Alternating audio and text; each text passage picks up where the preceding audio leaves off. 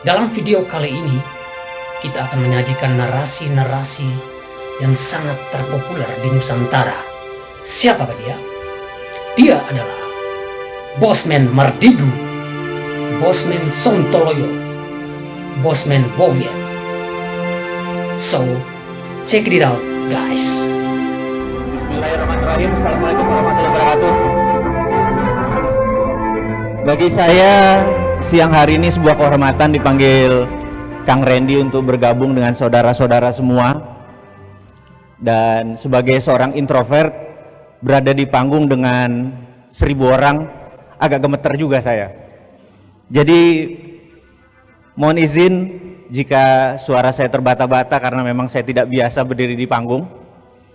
Dan 1 jam ke depan diminta Kang Randy untuk memberikan sesuatu yang baru pada teman-teman supaya SSN ini bisa tumbuh bukan sekedar 2 kali lipat, 3 kali lipat, tapi bisa berlipat-lipat.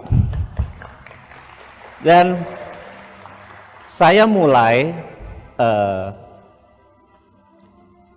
mungkin ceramah atau kuliah zuhur ini dengan buku yang baru saja selesai saya baca, judulnya The Winner Takes All. Saya ini penggemar buku, jadi 1 bulan 2 buku saya baca. Dan salah satu buku yang hari ini saya mau share adalah tentang The Winners Take All atau pemenang mengambil semuanya. Di buku tersebut ada hal yang menarik, bahwa tahun 80-an anak muda banyak yang kaya. Tahun 90-an anak muda yang kayanya lebih sedikit dibandingkan dengan yang tahun 80-an. Tahun 2000-an lebih sedikit lagi dibanding yang tahun 90-an. Dan sekarang 2018, 2 dekade kemudian, dibandingkan 1 dekade yang lalu, anak muda yang kaya lebih sedikit. Mengapa? Pertanyaan itu banyak timbul dari studi yang panjang oleh sang penulis. Karena yang senior-senior, the winner takes all, sudah ngambil. Contohnya begini, kalau saya misalnya mau mentransfer ke Kang Randy uang $1000, kita datang ke Bank Mandiri, kemudian saya isi formulir, saya kasih ke kasir, gitu kan.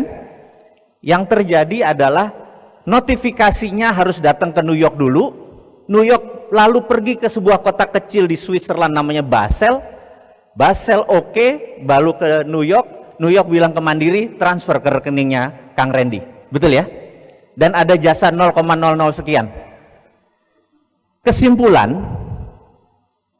Basel itu adalah milik sebuah keluarga.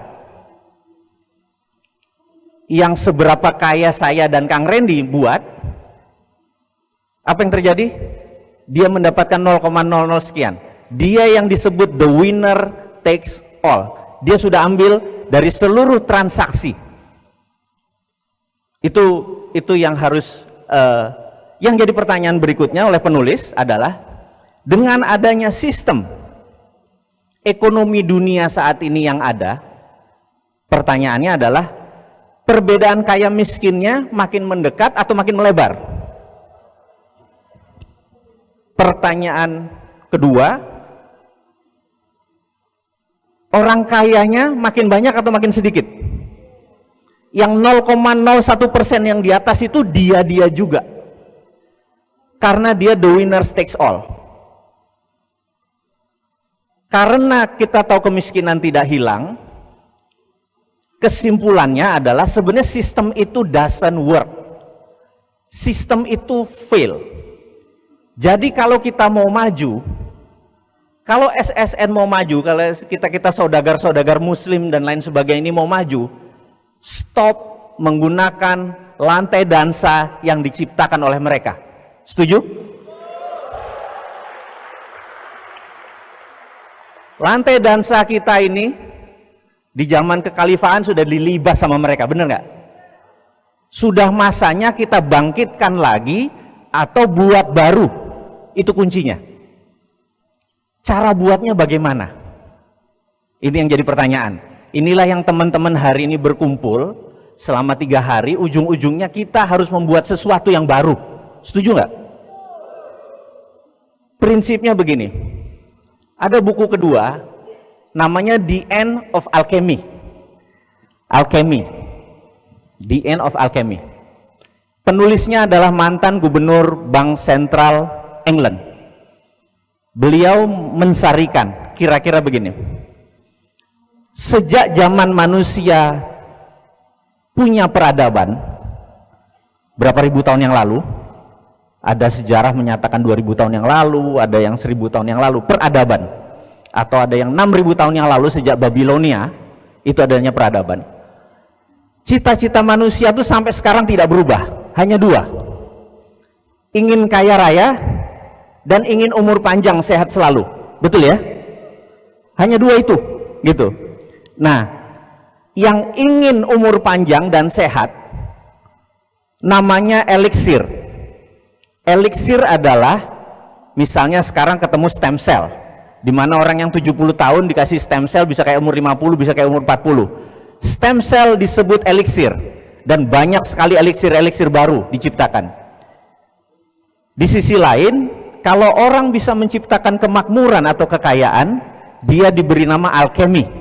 Jadi misalnya Merlin, sang penyihir, guru-guru para raja di Eropa, dia bisa menciptakan emas, itu disebut alkemi. Nah, alkemi ini kita harus punya. Jadi diri kita harus punya alkemi, organisasi kita Saudagar Nusantara harus punya alkemi, bahkan Indonesia harus punya alkemi. Saat ini saya yakin Indonesia tidak punya alkemi, betul ya? Kalau ditanya nih pejabat sekarang, maaf ya, kita tanya, Indonesia mau kemana?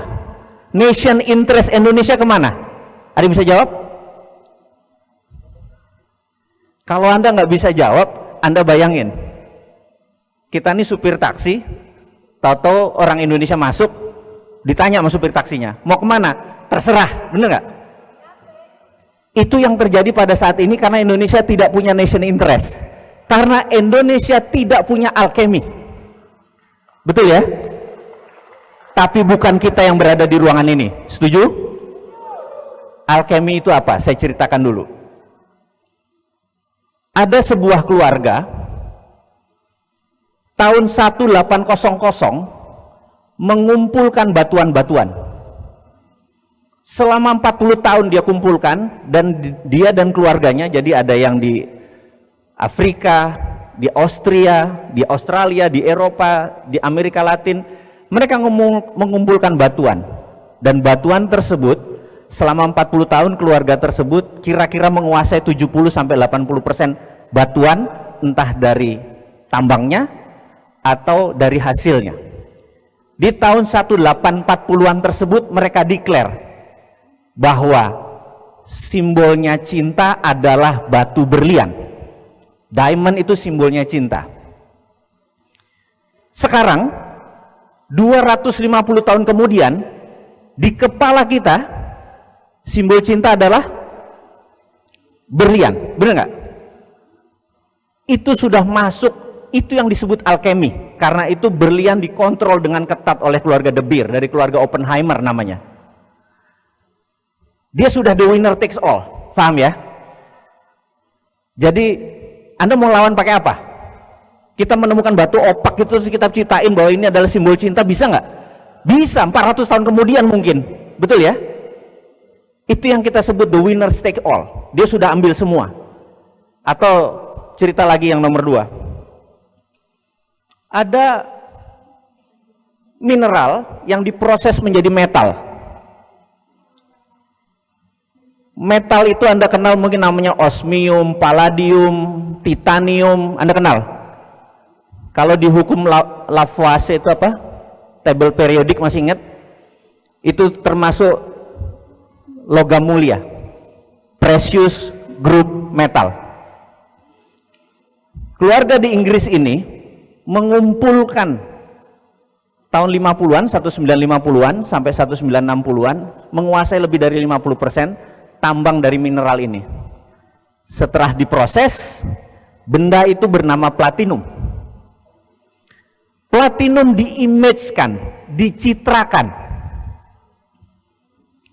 Tahun 90-an, platinum diterima dunia perbankan sebagai jaminan sama dengan emas.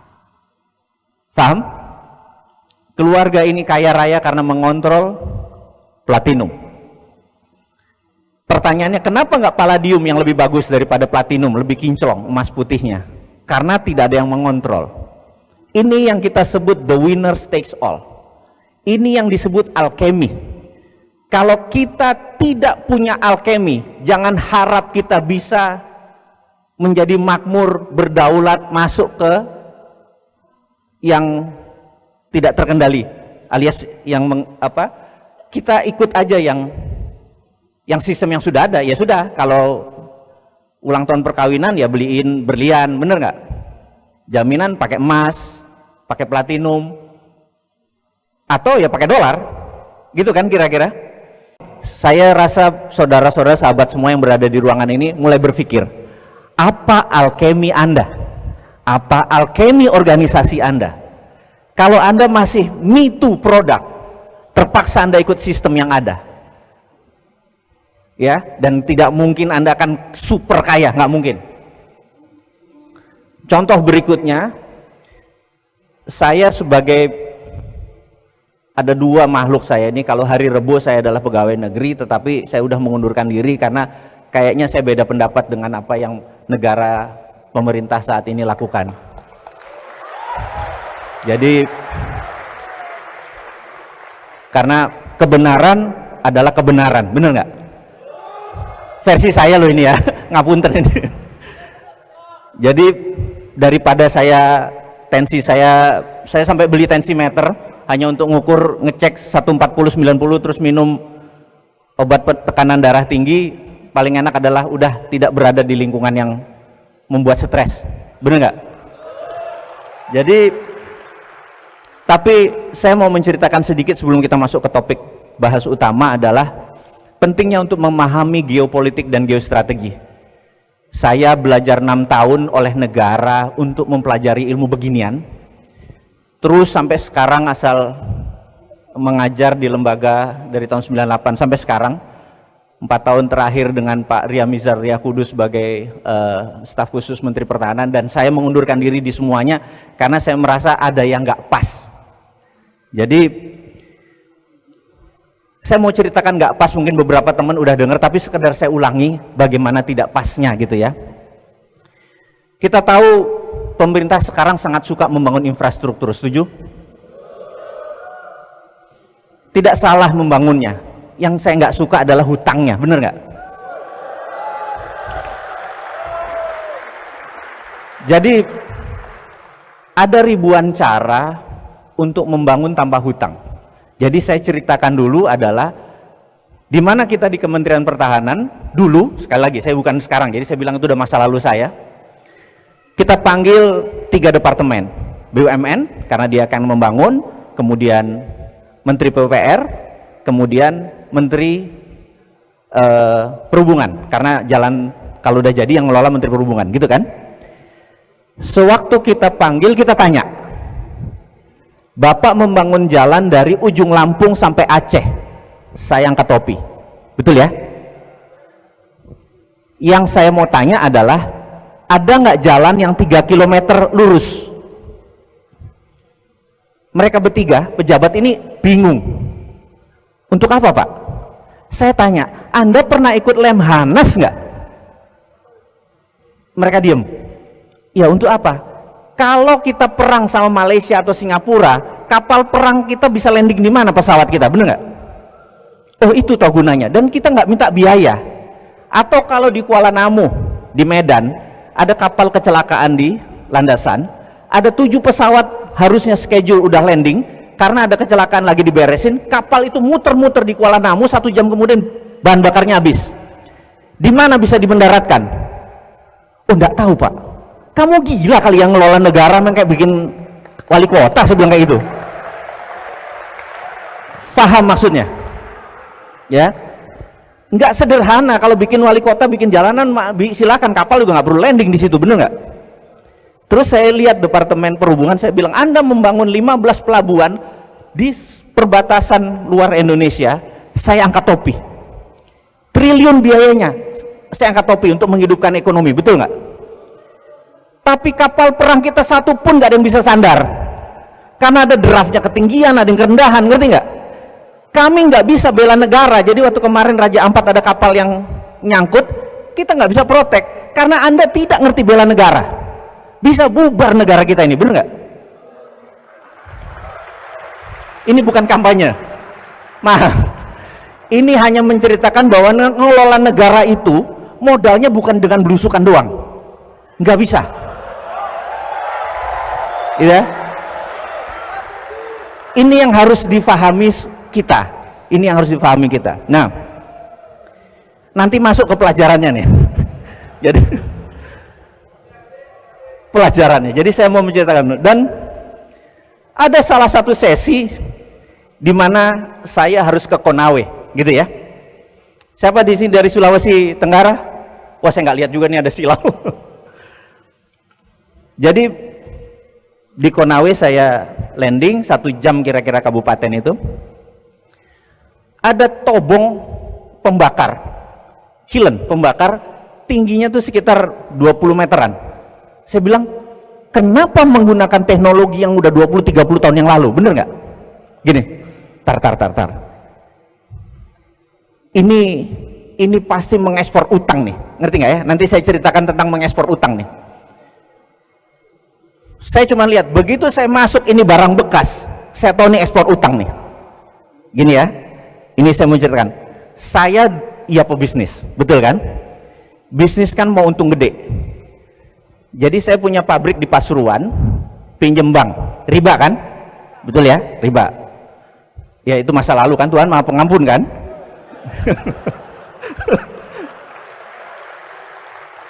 Pabrik ini 7 tahun balik modalnya. Di tahun kelima saya bilang sama perusahaan di Malaysia, saya bilang, brother, kita bikin pabrik di Malaysia. Pabriknya adalah pemurnian plastik untuk menjadi solar. Berapa investasi? Tenang, investasi gampang. Saya pindahkan pabrik saya di Pasuruan. Dipindahkan, lalu berapa? Kamu 90%, saya 10%. Baik nggak? Kamu cicil ke saya, tapi harganya harga baru, bener nggak? Tapi kan dia nggak tahu harga baru, bener nggak? Jadi begitu ini pindah, dia nyicil ke saya. Nah ini kali ini halal, bener nggak pakai bunga. Jadi bisnis itu namanya saya ekspor hutang, dia bayar saya tunai, bener ya? Nah di Konawe sama persis.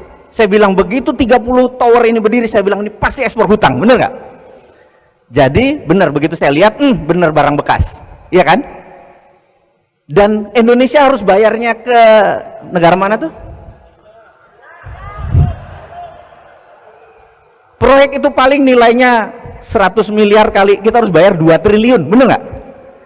Saya bilang nih, goblok ini pejabat kita nih, bener nggak? Mangkel nggak Anda, bener nggak? Setuju ya? Ini saya saksi mata langsung nih, saya bilang gitu. Terus saya bilang, pulang deh kita, bener nggak, ke Jakarta? Pak, nggak ke Morowali, ada apa di sana? Beginiannya ratusan Pak, mati aja loh. Iya nggak? Terus pulang kita ke bandara. Pas di bandara banyak kan, nggak, ini anggap aja hoax deh. Kalau kita ngomong bahwa ada orang Cina di Indonesia kan dibilangnya hoax kan? Ini hoax, udah gitu aja deh. Begitu pulang, saya lihat mereka pakai topi kan? Ini maaf ngomong nih, saya ngelihat wajahnya. Anda tahu waktu saya sekolah 6 tahun, salah satu keilmuan saya adalah micro expression. Micro expression adalah membaca wajah, betul ya? Jadi kalau otot manusia itu misalnya tangan ada bicep, ada tricep, ini paling major muscle-nya sekitar 5-6 biji. Tapi wajah manusia itu ada 400 minor muscle, yang kalau dia kecewa bentuknya berubah, kalau dia bahagia bentuknya berubah, kira-kira gitu. Tahunan saya mempelajari, saya kan ngelihat ekspresinya. Kenapa? Karena gini, saya 6 bulan di state penitentiary, penjara kelas kakap, saya interview orang. Anda tahu orang ke 100 saya bilang ini pembunuh nih, ini pedofil nih, karena udah kelihatan tampangnya. Setuju ya? Anda bayangkan begitu saya jalan, saya bilang sama supir yang di Konawe itu, bentar, berhenti. Orang tuh jalan, saya liatin. Dalam hati saya bilang, ini narapidana ya? Ngerti maksudnya? Jadi buruh di sana belum tentu orang normal loh. Dibuang biar kita yang nanggung. Saya bilang gendeng, anggap bicara cuma satu orang, tapi narapidana loh, bener nggak? Apalagi ratusan atau ribuan. Saya nggak menuduh bahwa dia narapidana karena datanya tidak ada. Tapi hati saya udah bicara, ini inmate, ini orang narapidana. Jadi saya boleh dituduh hoax, karena saya juga tidak menyatakan bahwa itu pasti, tapi feeling loh. Mungkin bisa salah. 6 tahun kuliah dengan 20 tahun pengalaman di dunia beginian, bisa saja salah, karena manusia, bener nggak? Tapi ini saya jadi mangkal banget, bener kan? Kenapa mesti berhutang? Ini harus disudahi. Betul ya? Caranya bagaimana? Jadi saya berdiskusi sama sahabat saya, dia senior saya, jauh senior saya. Dia bernama Michael Hudson. Profesor Michael Hudson ini mempunyai konsep berbeda dengan yang ada di dunia ini. Jadi di Amerika itu walaupun negara ini sontoloyo dan ontohot, tapi kebebasan berpikirnya boleh diakui, boleh kita respect, gitu ya. Jadi dunia ekonomi di Amerika itu terdiri dari 2 mazhab. Mazhab Ivy League atau mereka yang kuliah di Ivy League. Ivy League itu ada Cornell, Columbia, ada Harvard dan lain sebagainya. Yang biasanya lulusannya pergi ke Wall Street. Non Ivy League kerjanya di bank, ujung-ujungnya di IMF dan World Bank, gitu ya. Ada 2 mazhab. Pemerintah saat ini semuanya mazhabnya mazhab ini nih, bener nggak? Sementara uang perputaran di dunia ini 70% dari Wall Street. Contoh, Alibaba listingnya di mana? Di New York, bener nggak? Yang punya Wall Street, paham ya? Jadi kita lihat nih, hati-hati nih Wall Street ini. Nah, kemudian mazhabnya yang tadi yang ke IMF, World Bank ini punya lembaga rating namanya Standard and Poor, punya Moody's gitu. Mereka bisa merating sebuah negara, Indonesia BBB misalnya gitu, bener nggak? Kemudian di lobby naik jadi BB plus, bener nggak? Investor datang nggak? Belum tentu, karena investor itu yang menunggu adalah rating dari Wall Street. JP Morgan kasih Indonesia berapa ratingnya? Goldman Sachs berapa kasih Indonesia ratingnya? Paham ya? Kalau ratingnya turun, mereka nggak masuk. Jadi kita jangan dibohongin dengan data, paham ya? Datanya benar, tapi karena orang nggak ngerti, oh iya ratingnya naik, hebat ya pemerintah sekarang, betul ya? Paham ya? Nah, ini ada makhluk ketiga. Yang Hudson punya metode ini beda sama yang pemerintah punya, swasta punya, dia ketiga. Georgia adalah negara berdaulat yang diserang sama Rusia. Crimea negara berdaulat diserang oleh Rusia, Anda tahu? Enggak tahu nggak apa-apa. Karena bacaan kita memang dulu zamannya TVRI masih 1, kita berita internasional tuh up to date. Sekarang berita internasional ditutup, bener nggak? Anda nggak tahu jadinya apa di luar itu ya. Nah, pada saat ekonomi 2 negara ini goncang karena dimainin oleh Rusia, Michael Hudson membantu perekonomiannya.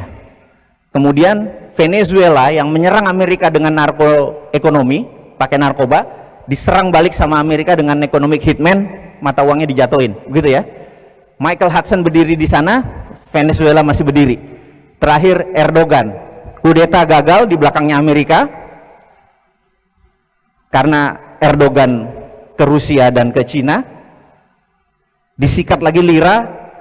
Erdogan panggil Hudson sebagai penasihat keuangan, stabil lagi lira, didukung oleh Qatar. Jadi ada banyak cara pada saat mereka bermain economic warfare atau perang ekonomi yang dilakukan oleh Amerika, itu bisa di counter dengan teorinya Michael Hudson. Hudson ini sahabat saya, nanti saya ceritakan sampai sana karena saya harus menceritakan banyak sebelum topik kita utama masuk. Setuju ya? Ilmunya nggak keberatan ini. Kita bagi 3 periode ekonomi.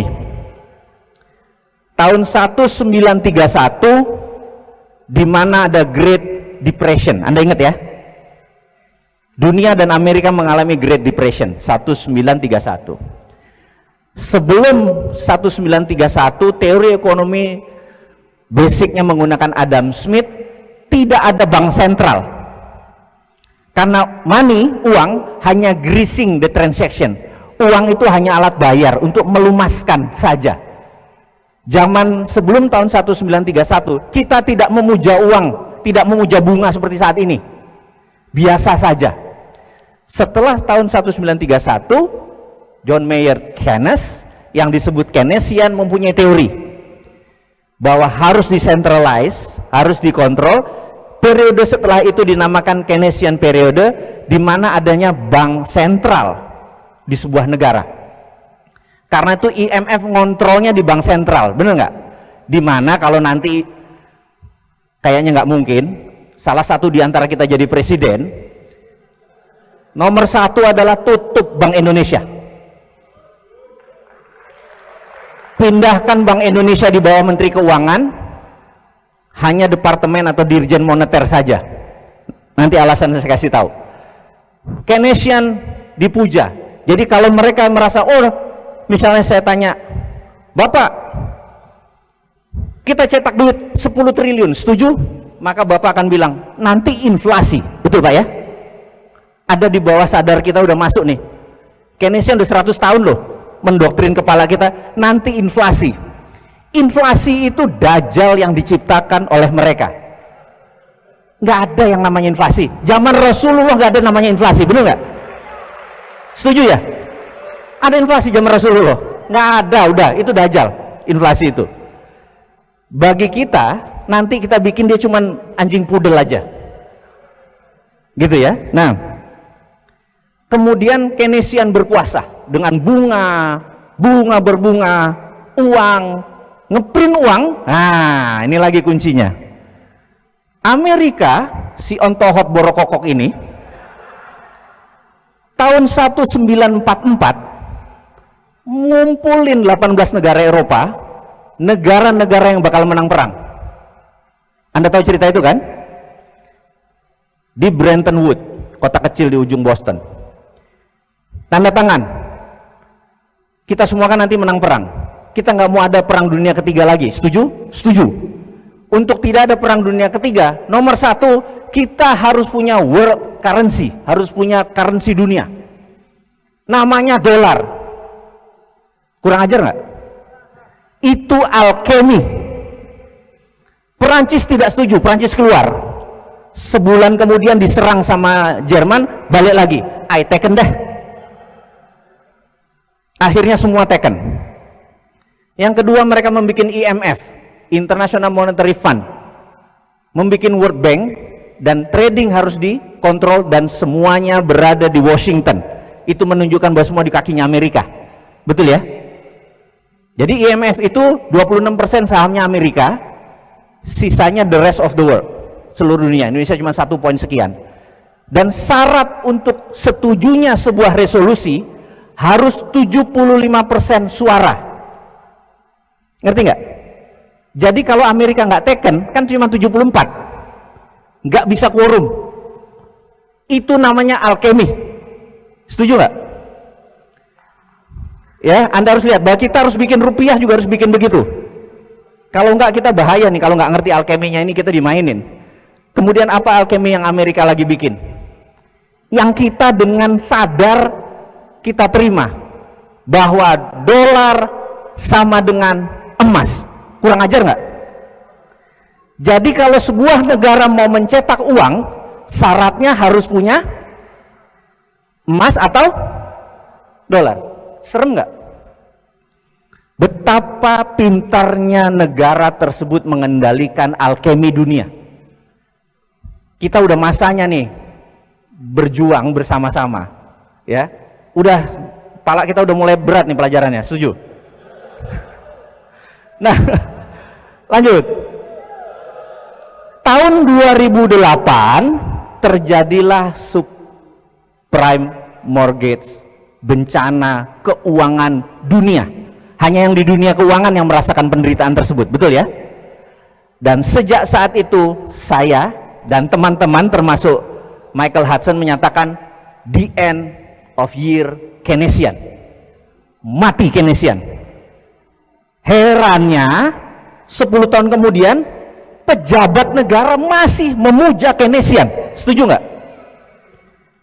Nggak bisa lagi Anda pakai Keynesian, Anda harus pakai anti Keynesian. Nah, ini yang nanti mau kita ceritain, anti Keynesian itu caranya bagaimana.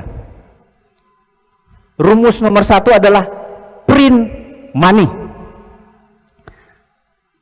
Anda akan bilang, nanti inflasi, bener nggak? Selama ada underlying proyek, maka print money tidak masalah. Saya kasih contoh. Kang Randy datang ke saya. Kang Randy adalah Menteri Bappenas, saya Presiden. Ceritanya, kalau ngayal boleh kan sampai top kan, bener nggak ada ongkosnya. Kang Randy bilang, Mas, kita mau bangun 100.000 rumah, setiap tahun saya perlu 100 triliun, bener nggak? Saya bilang oke. Setiap kota 100 rumah yang sehat, yang baik, yang islami, semua toilet tidak boleh ngarah Ka'bah dan lain sebagainya. Anda ngerti kan? Karena kita harus yang ngebangun, sholat harus berjamaah dan lain sebagainya, konsep-konsep kita. Saya print 100 triliun dari langit. Nah, nih Mas, betul nggak? Oke? Mas Randy bilang, Krakatau Steel nyala sekian ribu ton. Pabrik bata mulai dari ujung Jawa sampai Kalimantan nyala semua, pabrik bata, bener nggak? Pabrik semen nyala, tidak boleh ada satupun unsur impor. Begitu semua jadi, berdiri, balikin ke saya 100 triliun tanpa bunga, bener nggak? Ke negara. Kang Randy bangun, dijual tanpa bunga kan jadi murah, bener nggak? Uang begitu masuk ke negara saya bakar.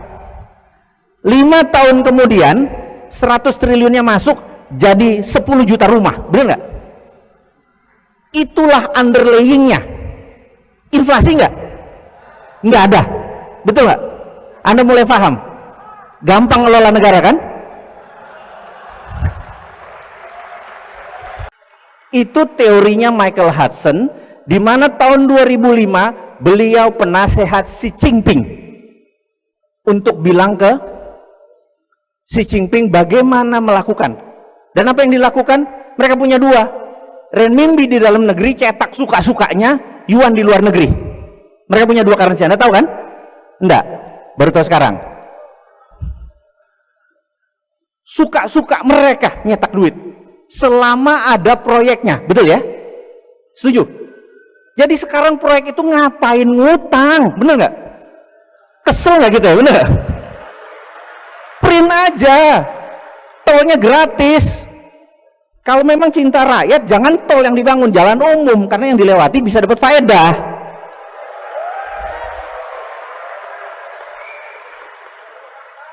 Sudah ngerti cara bangunnya negara? Oke, mau lanjut atau udah? Nah, apa yang dilakukan oleh negara satu lagi nih? Karena kita tahu ada negara besar satu lagi yang punya nation interest, yang punya 1,3 miliar penduduk, yang pengen 1000 tahun masih negaranya ada. Bener nggak? Nation interest mereka juga pengen negaranya survive, betul kan? Seperti kita pengen negaranya juga utuh sampai 1000 tahun lagi, gitu kan?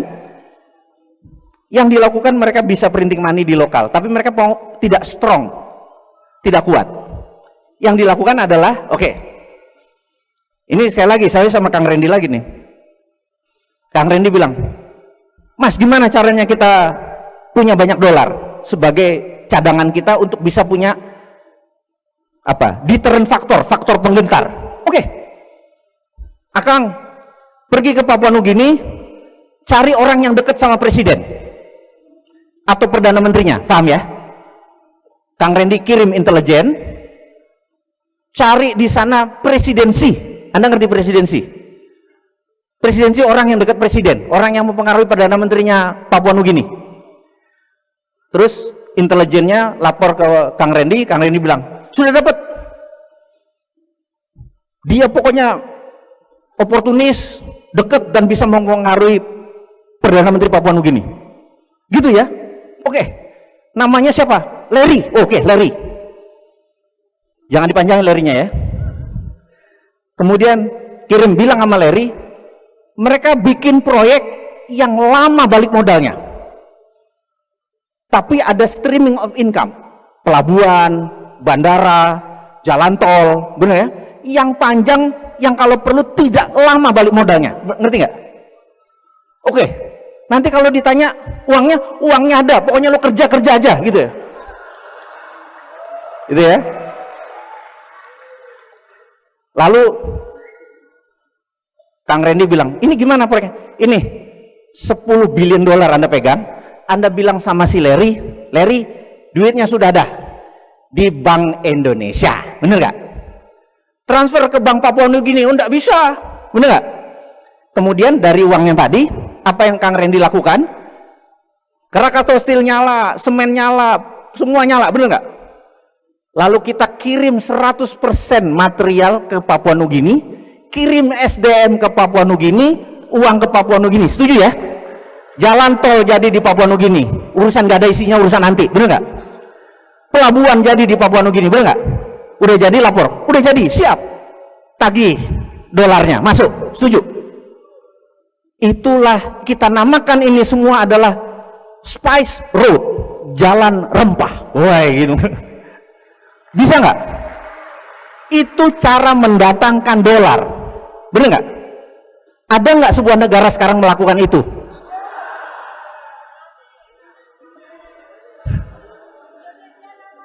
Ada nggak? Indonesia nggak ada, hoax nggak ada. Pemerintah kita pintar, bener nggak? Anda udah mulai ngerti sekarang, mulai panas. Guru besar itu adalah Michael Hudson, yang dia bilang, if you become the presidency, kalau kamu si Ontohot ini deket sama presiden, atau kamu sendiri presiden dengan didukung teman-teman SSN, saya penasihat keuangan kamu, bener nggak? Saya bikin kamu lebih besar dari negara sekarang karena kamu mempunyai sesuatu yang negara lain tidak punya. Nah ini mulai mikir nih, apa? Indonesia negara keempat penduduknya terbesar di dunia, setuju? Dan negara Muslim terbesar di dunia, setuju? Kalau kita punya bola dari plastik, dimasukin rempah-rempah, ada rem itu yang mengkilat-mengkilat glitter, lalu diputer bola tadi, rempah-rempahnya nempel di mana? Di tengahnya, bener nggak? Setuju ya? Bumi sudah muter berapa tahun sih? Sama porosnya 5 juta tahun, bener nggak? Itu semua mineral nempelnya di Katulistiwa. Kita zonanya terpanjang. Jadi sumber daya alam Indonesia dibandingkan 4 negara, kita yang paling besar. Setuju nggak? Karena kita yang paling besar, maka kita direbutin oleh 3 negara tadi, Amerika, Cina, India, untuk diambil sumber dayanya. By all means, apapun ongkosnya, lu minta duit, lu minta apa, dibayarin asal sumber dayanya didapetin, bener nggak? Karena itu negara besar itu ngincernya sumber daya alam. Amerika dengan minyak dan emasnya, Cina dengan rare earth, tanah jarang, nikel, koper, semua batu bara, semua disikat sama dia, bener nggak? Dan kita nggak sadar bahwa kekuatan itu adalah deterrent factor, faktor penggentar. Kalau kita shutdown, kita tutup itu Indonesia, nggak ekspor mineral, apa yang terjadi? Dunia teriak, nggak ada nikel, bener nggak? Nggak ada pabrik baterai yang nanti berdiri, bener nggak? Nikel dengan kobalt jadi baterai, lithium, bener nggak? Anda bisa bayangkan betapa lemahnya saat ini karena tidak mengerti geopolitik dan geostrategi, tidak pernah ke Lemhanas semua pejabat-pejabatnya. Paham ya? Nah, ini kalau sudah mulai ngamuk gini, waktu saya tinggal 21 menit nih kayaknya nih.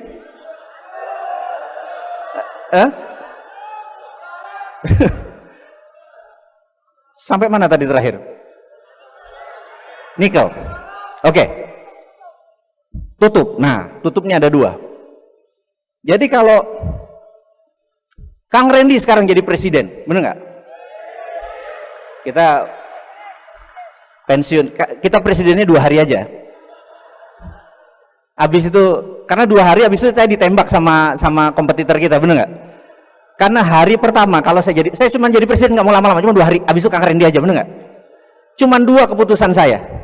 Begitu jadi presiden hari pertama, saya akan menandatangani perpres, peraturan presiden, bahwa setiap orang yang punya duit kirim uang keluar Indonesia tanpa underlying produk. Jadi misalnya kalau dia kirim uang, beli pabrik, beli barang, beli baju, itu ada underlying. Kalau dia taruh di luar, transfer dari Indonesia, itu namanya flight capital, penjara 10 tahun. Gitu ya. Yang kedua yang saya akan lakukan adalah mulai jam 24.00 bank bunga 0. Jadi Mbak kalau punya duit 1 triliun yang biasa menikmatin 50 miliar setahun, mendadak 0. Bete nggak? Ada 4.500 deposito di bank di Indonesia. Begitu 0, Anda ngapain? Anda cabut dari bank dan Anda invest di SSN. Mana proyekmu? Bener nggak? Dalam 1 malam 4.000 triliun bisa keluar semua. Nyari proyek di Indonesia saja karena nggak bisa keliling keluar. Bener nggak? Setuju ya? Ekonomi jalan dalam 1 hari doang. Bener nggak? Jadi 1 menandatangani apa tadi? Flight capital. 2 deposito 0. Syariah nggak negara kita ini? Halal nggak makan kita? Bener nggak? Hanya dengan perpres kalau presidennya niat, dan harus niat, bener nggak? Habis itu saya ditembak mati, bener nggak? Ada nggak yang nembak saya? Iya, orang yang punya duit triliunan bete, bener nggak? Mau ngirim keluar nggak bisa, tembak aja si Mardigu itu, bener nggak? Saya mati, insya Allah syahid, bener nggak? Yang jelas waktu dimakamkan upacara militer. Oh keren bos, udah didoain syahid, upacara militer, top, bener nggak? Apa nggak enak hidup kayak gitu? Iya kan, matinya enak, hidupnya enak, bener nggak? Itu habis itu ya Kang Randy aja, bener nggak? Yang masih muda, kita udah kepala 50, naik tangga aja gemeteran tadi gitu. Kang Randy keputusannya lanjutin. Apa yang Kang Randy lakukan? Lihat peta Indonesia. Indonesia satu-satunya negara yang memiliki laut di dalam wilayahnya, betul nggak? Yang lain lautnya di pinggir, bener nggak? Indonesia lautnya di tengah. Ada 9 lagi, Anda tahu? Laut Banda, Laut Jawa, Arafuru, lupa. Lupa sejarah. Betul ya? Dan Indonesia punya 4 selat utama dunia dari 7 selat utama dunia. Bayangin, keren nggak? Ada Suez, ada Panama. Kita punya 4. Selat Lombok, Selat Makassar, Selat Sunda, Selat Malaka. Itu selat utama dunia. Indonesia yang punya. Australia 60% produknya dikirim ke Cina. Nikelnya, batu baranya itu lewat Selat Lombok, Makassar langsung ke Cina, benar ya? Kalau kita bilang lewat, bayar $1, benar nggak? Dia nggak mau bayar, dia puter lewat Papua Nugini, lewat utara, ongkosnya 6 hari atau naik 5% lebih mahal. Rugi dia, benar nggak? Lebih baik bayar, gitu ya? Kenapa kita nggak segitu berdaulatnya sih? Pemimpin kita kemana aja, bener nggak? Masa 1000 hari kerja 600 hari belusukan? Ini maaf ya, maaf ini mana NKRI-mu gitu. Setuju ya? Terus ini kalau kita lihat peta dunia, negara produsen itu adalah Jepang, Korea Selatan, Cina, ada Shenzhen, Guangdong, Shanghai, bener nggak? Ada Taiwan. Itu 20% produknya pergi ke Amerika Utara, Kanada, Amerika Utara, Amerika Latin. 80% pergi ke Eropa, Afrika, dan Asia Barat, semua lewat Indonesia. Betul ya? Kalau Kang Randy mutung, ditutup, bek, nggak boleh lewat Indonesia, lu muter lewat Papua di Selat India, apa yang terjadi? Cina rugi triliun dolar karena nilai barangnya 2000 triliun dolar. Paham? Kalau kita minta $1 aja, itu nilainya 200 billion atau 2000 triliun. Indonesia tidak perlu ngutang. Hanya kita tutup itu semua, jadiin danau. Boleh nggak? Berani nggak? Kita bakal diserang sama banyak negara besar. Berani nggak? Berani, bos. Karena kita di dalam sendiri sudah kaya. Iya, bener nggak? Jadi nyelesain masalah bener. Ngutangnya dari mana dari tadi? Solusinya banyak, bener nggak? Tutup selat di Indonesia, bayar, dapat duit kita. Mineral yang banyak tadi, tiru apa yang Arab Saudi lakukan. Aramco Saudi merasa bahwa minyak dia cuma ada 20 tahun lagi. Sementara kehidupan itu ribuan tahun, bener nggak? Dia ubah corporate action negaranya. Dari petrodolar, dari petro menghasilkan dolar, dia mau ubah menjadi properti dan pariwisata. Karena dia punya Ka'bah yang sampai akhir zaman orang perlu datang ke Ka'bah, bener nggak? Dan dia perlu pelayanan, dia ubah. Jadi dia terbitkan namanya SWF, Sovereign Wealth Fund. Dia jaminkan cadangan minyaknya yang 20 tahun ke depan, 30 tahun ke depan, terbitkan. Jadi dia jual, dia terbitkan surat nilainya 2000 triliun dolar. 2 triliun dolar ini the biggest atau SWF terbesar di dunia karena negaranya mau dia ubah menjadi pelayan hamba Allah. Ya, SWF namanya. Kita cadangan nikel kita ambil, atau koper kita, tembaga kita ambil cadangannya, terbitkan SWF hanya menjaminkan koper saja, itu nilainya besarnya bukan main. Sementara kita masih punya 130 mineral yang lain, benar nggak? Dan itu tidak ngutang karena berdasarkan jaminan.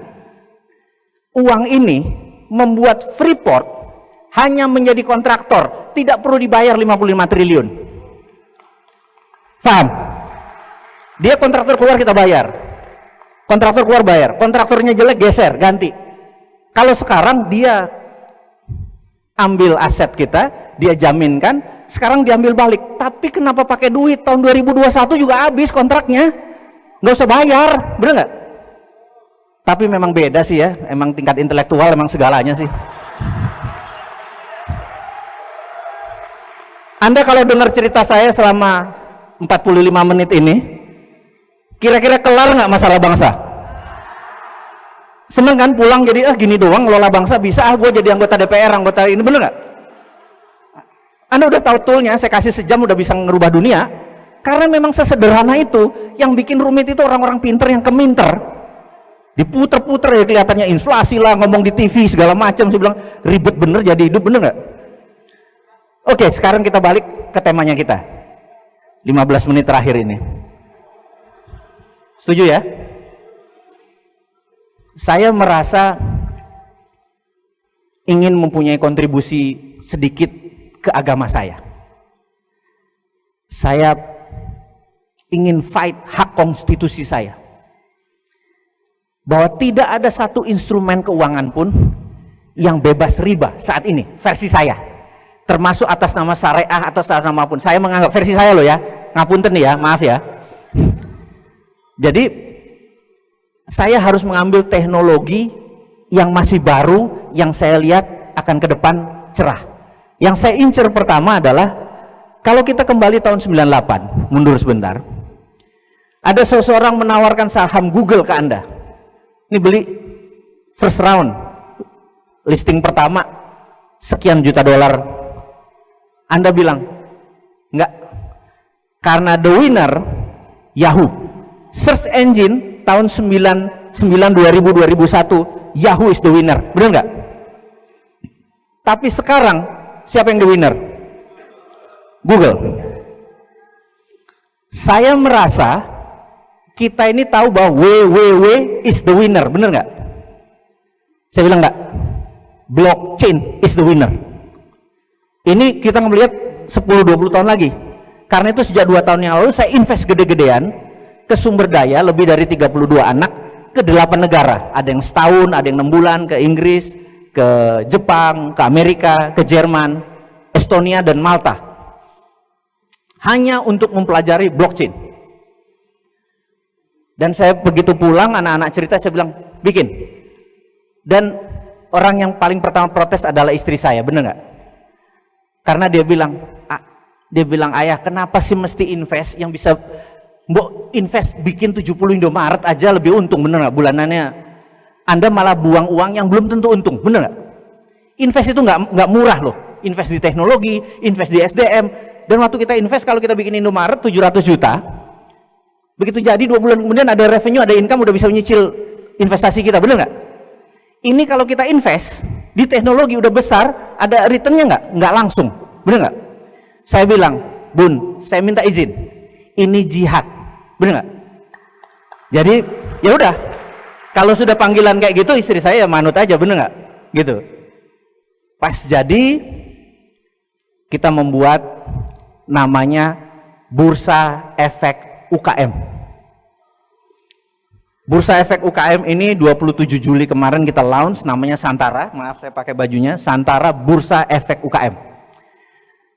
Jadi Bursa Efek ini investornya bagi hasil.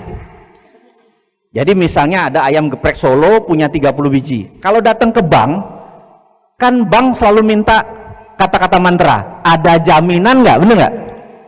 Udah itu pakai bunga. Sementara kalau kita berbisnis, 30 ayam geprek itu mungkin tempatnya sewa, jadi nggak ada aset, betul ya? Padahal ada revenue, ada profit, ada omset, ada profit. Di dunia blockchain ini bisa ditokenkan, revenue atau profit itu bisa ditokenkan dan bisa dijual dengan bagi hasil, seakan-akan sahamnya, tapi bukan saham kepemilikan, saham profitnya. Paham ya? Ini ilustrasi sebentar. Jadi dia beli token atau beli itu adalah hitungannya seperti saham. Nah, kita luncurkan 27 Juli kemarin dan dapat respon sangat bagus karena ada 37.000 orang mendaftar ingin jadi investor. Kenapa? Karena mereka taruh uangnya di bawah bantal karena nggak mau riba. Dia perlu investasi sementara produk-produk tersebut memerlukan uang, gitu ya. Listing 1 hari perlu 1 miliar. Saya ingat Arfah Barbershop. Siapa yang dari Jawa Tengah dan Jogja? Ada 51 Arfah Barbershop. Dia mau buka 4 cabang, perlu duit 700 juta. 3 jam habis. Karena bagi hasilnya 20%. Dan 20% itu bagi hasil, bukan bunga. Kita terbitin durian token. Ada 900 duren, panen, petik, listing 900 juta, 2 jam habis, gitu ya. Begitu 18 perusahaan listing, kita dipanggil OJK, pricak, waduh, bener nggak? Kita dipanggil. Mereka bilang, Anda melanggar undang-undang pasar modal. Saya bilang, Pak, undang-undang pasar modal kita kan saya pakai blockchain. Ini akal-akalan kamu, bener nggak? Kita bagi hasil, Pak. Nggak bisa, ini saham dan lain sebagainya. Kita berdebat panjang di OJK. 3 kali kita datengin OJK, dan OJK melaporkan bahwa dia tiap hari diserang ratusan email untuk jalanin lagi Santara itu, bener nggak? Jadi rupanya fans kita udah banyak ini. Nah,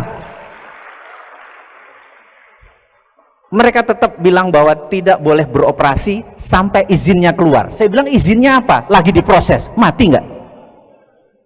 Terus dia bilang, Anda 3 bulan sudah punya 18 emiten, kami 10 tahun baru punya 18. Apa maksud Anda? Saya bilang, loh apa masalahnya, bener nggak? Saya lapor ke Pak Dahlan Iskan, ketemu Pak Imawan, mantan CEO-nya Jawa Pos. Saya bilang, Kang Mas ngapunten, tolong saya bilang gitu. Oke. Ini maksudnya apa? Ini kami mau punya bisnis yang bebas riba. Apa jawaban Pak Imawan? Kita tuntut aja negara. Saya bilang, apa? Kita tuntut negara. Jawa Pos 3 kali nuntut negara, 3-3-nya menang. Dulu waktu dia buat TV JTV itu ditutup oleh pemerintah karena nggak boleh ada TV lokal. TV itu nasional.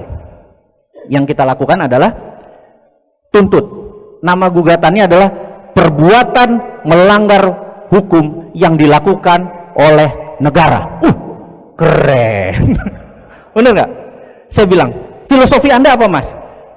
Saya ingin dengan paket produk kita ini kita bebas riba. Oh, itu lebih tinggi lagi. Karena Anda bisa tuntutnya di MK, Mahkamah Konstitusi, karena riba adalah hak konstitusi. Gitu kan? Jadi kita atur sekarang kita lagi ngatur legalnya. Teman-teman Munarman itu semua kan teman lama saya. Mas, gue join di belakang lo, walaupun gak ada satu orang yang mendukung lo, gue dukung, karena gak ada orang yang berani fight untuk merubah undang-undang supaya riba berdaulat. Bener nggak? Saya bilang walaupun sendiri saya maju deh, sebenarnya nggak? Kan kita kan kaum moderat begitu kan, modal dengkul urat kan, maju aja gitu. Nah, ini kita lagi susun.